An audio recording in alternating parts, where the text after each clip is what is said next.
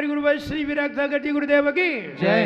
अहिंसामयी जैन धर्म की जय। बोले परम पूज्य उच्चारणाचार्य भगवान गुरुवर श्री विनम्र सागर जी गुरुदेव की जय। बोले समस्त मुनि संघ की तामरम प्रणतं मौलिमणि प्रभानाम उद्योतकं दलित पाप तमो वेतानाम सम्यक प्रणम्य जिन्न पायले युगं युगानां वलंबनम भव जले पतताम जनानाम यशंस्कृता सकल वाङ्मय तत्त्वबोध बुद्भूत बुद्धिपटुभिः सरलोकनाथैः स्तोत्रैः जगत्त्रितय चित्तहरैरुदारैः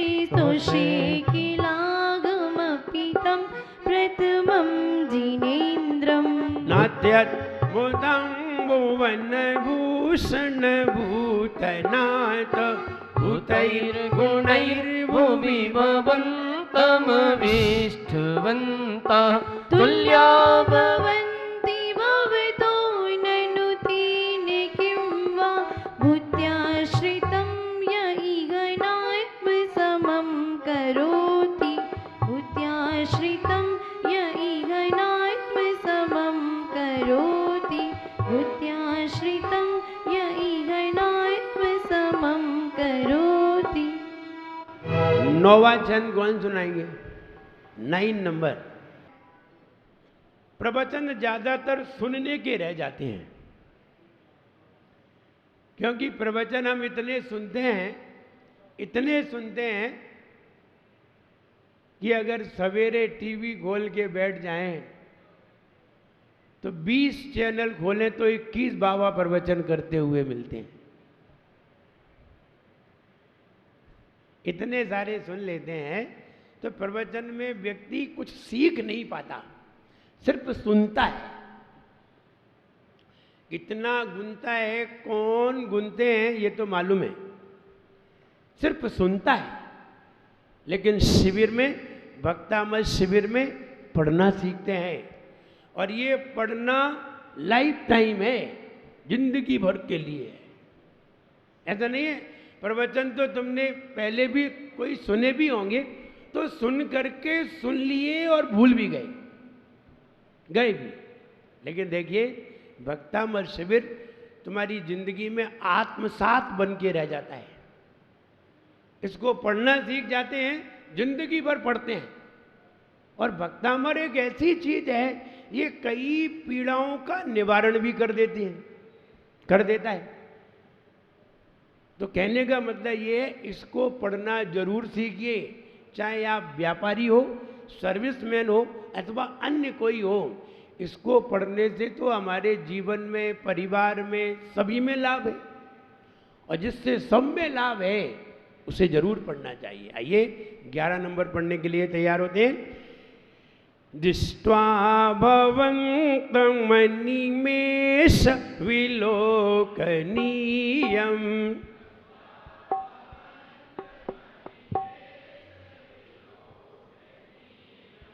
दृष्ट्वा भवन्तं मनिमेष विलोकनीयम्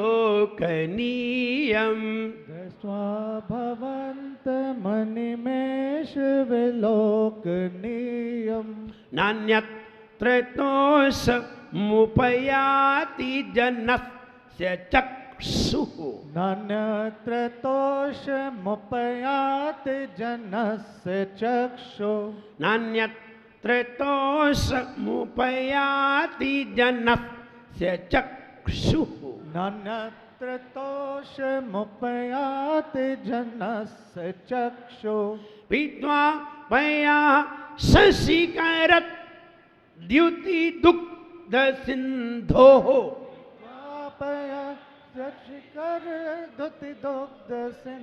पीत्वा पया शशिकरत् द्युति दुग्ध सिन्धोः पीत्वा पया शशिकर धुति दुग्ध सिन्धो पीत्वा पया शशिकरत् द्युति दुग्ध सिंधो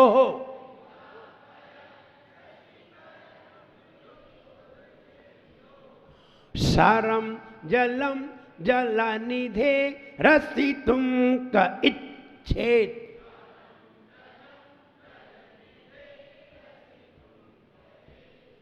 सारम जलम जलनिधे रसितुम क इच्छेत।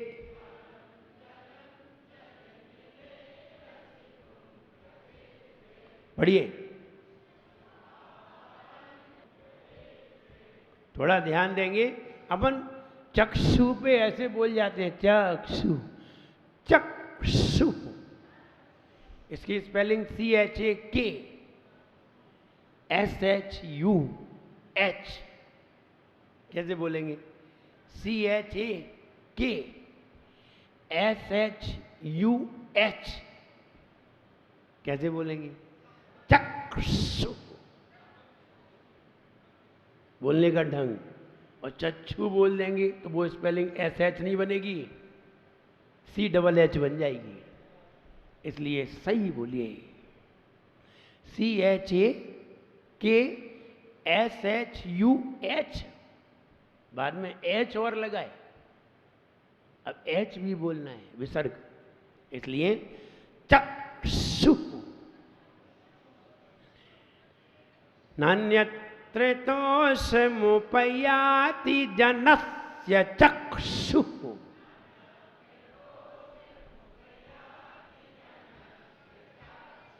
चक्षुः पीत्वा पया शशिकरत् द्युति दुग्ध सिंधो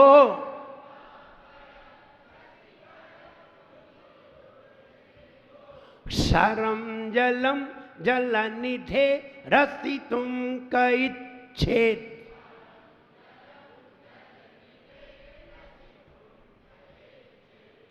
क्लियर? Any problem? आकर्षण बढ़ाने वाला। ध्यान रहे, हम इस तरह से भगवान की भक्ति किया करते हैं। कोई भाव भगवान को देखते समय, भगवान की भक्ति करते समय, भगवान की स्तुति करते समय इस तरह का भाव हम सामने लाते हैं, इस तरह का भाव अपने अंदर बनाते हैं, व्यक्ति का आकर्षण बढ़ता है। आकर्षण बढ़ने से क्या होता है? वस्तु अच्छी लगने लगती है। आकर्षण बढ़ने का मतलब है वस्तु पसंद आई। कैसे माने कि किस वस्तु में आकर्षण है? कौन समझ पाए कि सामने वाली वस्तु में आकर्षण है या नहीं है? किस वस्तु में आकर्षण है और कैसे पता करें कि इस वस्तु में आकर्षण है या नहीं? इसका सीधा सा उत्तर है, अगर हमारी आंख किसी वस्तु पर जाकर के टिक जाए और वहां से हटने का मन न करे, इसे ही आकर्षण कहते हैं। अगर किसी वस्तु को देख रहे हैं और वस्तु को बार बार देखने का मन हो, वस्तु को देखते ही रहें, समझना चाहिए वस्तु में आकर्षण है। और वस्तु में आकर्षण है या नहीं, हम वस्तु से जरूर आकर्षित हो रहे हैं। वस्तु में आकर्षण हो ये कोई जरूरी नहीं है, हम वस्तु से जरूर आकर्षित हो रहे हैं। अगर तुम्हें चलते समय कहीं 2000 का नोट पड़ा मिल जाए तो तुम 2000 के नोट पर आकर्षित हो जाओगे, और आप उठा नहीं पा रहे हो, और नोट पड़ा है और आप उठा नहीं पा रहे हो। आप उठाने में आपको बड़ा इंसल्ट लग रही है, इंसल्ट आपको महसूस हो रही है, तो ध्यान रहे आप बार बार उसी की तरफ देखते रहोगे। कोई ऐसा व्यक्ति मिल जाए जिससे कहने तू उठा ले। वस्तु में आकर्षण है, लेकिन वस्तु में आकर्षण तुम्हारे लिए ही है, हर किसी के लिए नहीं है। तुम्हारे लिए है, हर किसी के लिए नहीं है। हर वस्तु में आकर्षण है, लेकिन हर वस्तु का आकर्षण सबके लिए नहीं है। तीर्थंकर भगवान, उनके सामने 2000 क्या 50,000 रुपए सामने फेंक दो, 50 लाख सामने फेंक दो, वे देखे तक नहीं। साधु महाराज, संत महाराज देखे तक नहीं। क्यों देखें? और देख भी लें तो देखना कोई आकर्षण नहीं है, बार बार देखना आकर्षण है। देखना आकर्षण नहीं है। हम जाते हैं बाजार में, बहुत सारी चीजें दिखती हैं, बहुत सारे मकान दिखते हैं, बहुत सारे व्यक्ति दिखते हैं, बहुत सारी महिलाएं दिखती हैं। क्या हम उनसे आकर्षित होते हैं? नहीं। तो देखना आकर्षण नहीं है, बार बार नजर उस पर डालना आकर्षण है। इसलिए आकर्षण कैसे बढ़ता है? ऐसा भाव हमारे अंदर पैदा होता है, तब व्यक्ति के अंदर आकर्षण पैदा होता है। आप सुंदर हो या नहीं हो, इससे कोई फर्क नहीं पड़ता। जो व्यक्ति सुंदर नहीं होते उन पर भी आकर्षण होता है, उनमें भी आकर्षण होता है, वे भी किसी को आकर्षित करते हैं। और जो व्यक्ति सुंदर होते हैं वे भी किसी को आकर्षित करते हैं। और वस्तु, जिससे सुंदर और असुंदर से कोई मतलब नहीं है, वस्तु भी आकर्षित करती है। वस्तु सुंदर नहीं होती। सोने का बिस्कुट है, सोने का बिस्किट है, अब बताइए वो उसमें कौन सी सुंदरता है? ना तो वो गहना है, ना अंगूठी है, ना जंजीर है, ना पायल है, ना हार है, ना करदनी है। बताइए फिर आकर्षण काहे का है? आकर्षण किसी का नहीं है, आकर्षण कीमत का है। डायमंड सामने रखा है, बताइए उसमें काहे का आकर्षण है? कीमत का आकर्षण है, पैसे का आकर्षण है। हर व्यक्ति में आकर्षण होता है। लेकिन आचार्य महाराज कहते हैं तीर्थंकर भगवान होते हैं, उनमें ऐसा आकर्षण होता है। सबसे ज्यादा आकर्षण किसमें पाया जाता है? बताइए, सबसे ज्यादा आकर्षण कौन से जीव में पाया जाता है? हाथी में, घोड़ा में, बैल में, शेर में, सूरज में, चंद्रमा में, मानव में, स्त्री में, देव में, देवी में। किसमें सबसे ज्यादा आकर्षण होता है?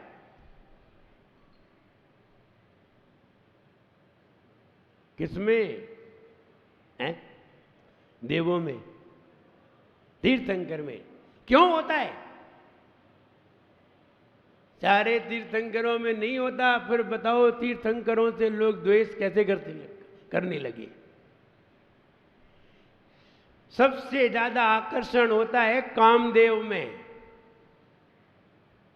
तो कामदेव मानव होते हैं। सबसे ज्यादा आकर्षण होता है। बताइए स्त्रियों में आकर्षण ज्यादा होता है कि पुरुषों में? हैं? पुरुषों में। फिर भी पुरुष स्त्रियों को देखते हैं, स्त्रियां पुरुषों को नहीं देखते हैं। फिर भी पुरुष स्त्रियों को देखते हैं। सुंदर कौन है? स्त्रियां सुंदर हैं कि पुरुष? कौन सुंदर है? स्त्रियां सुंदर हैं। क्यों? किससे सुंदर हैं? वे रूप से सुंदर हो या ना हो, गुणों से जरूर सुंदर हैं। क्योंकि उनमें कोमलता होती है, उनमें निभने की क्षमता होती है, दूसरे घर में जाकर के दूसरे घर को चलाने की क्षमता होती है। आदमी में दूसरे घर में जाकर के लड़ने की क्षमता होती है, वो अपने ही घर में लड़ता है।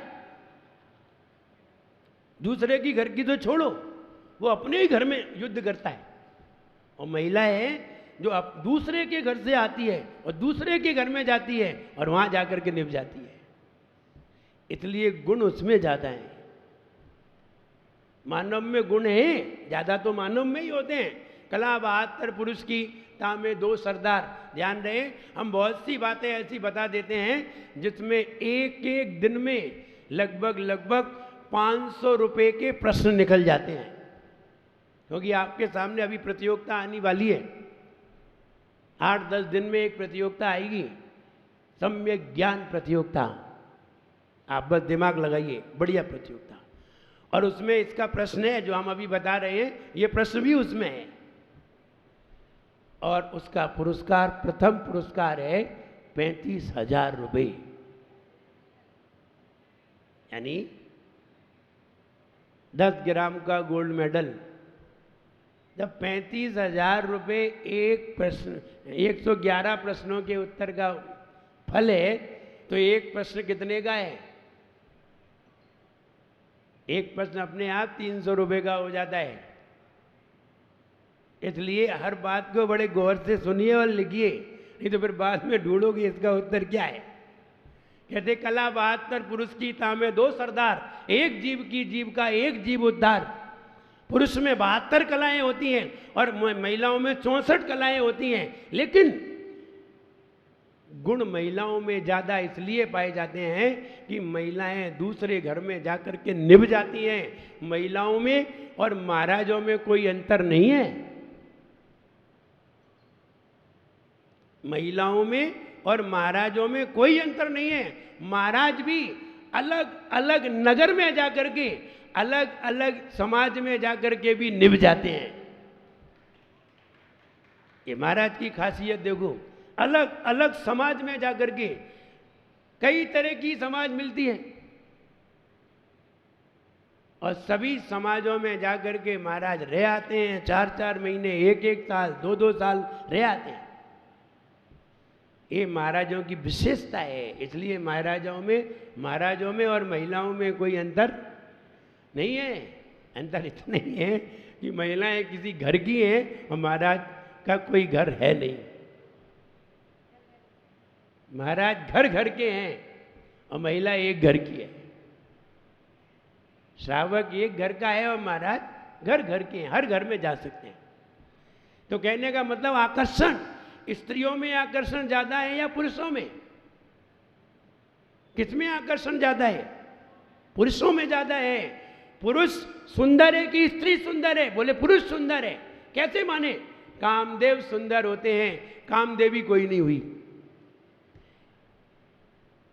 कामदेव अगर बाजार से निकल जाए, कामदेव एक संज्ञा है, कोई व्यक्ति का नाम नहीं है।